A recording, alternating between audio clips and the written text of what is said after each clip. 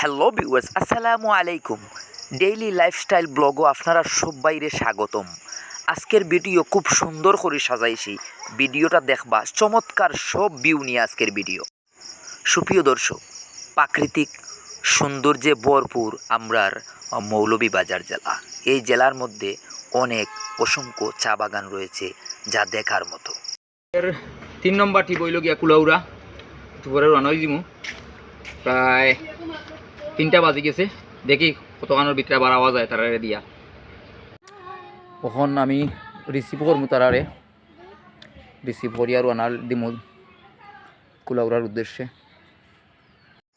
তো দর্শক মণ্ডলী, আমরার চান্দিঘাট ব্রিজের উপরে উঠলাম। চান্দিঘাট ব্রিজ পারিয়েই আল্লাহ ভরসা একটা টান দিমু, একটা নিয়ে আশা করি কুলাউড়া পৌঁছে যাইমু।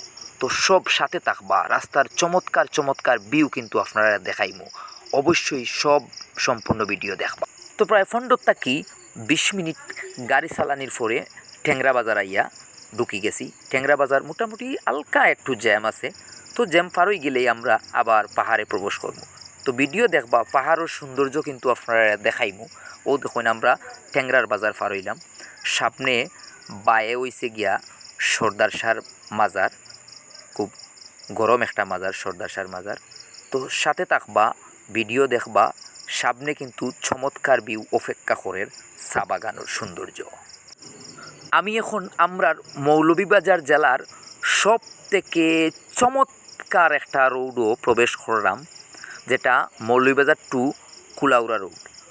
অসম্ভব সুন্দর একটা রাস্তার দুই পাশে চা বাগান, পাহাড়, সব কিছু মিলাইয়া ভরপুর সৌন্দর্যে ভরা।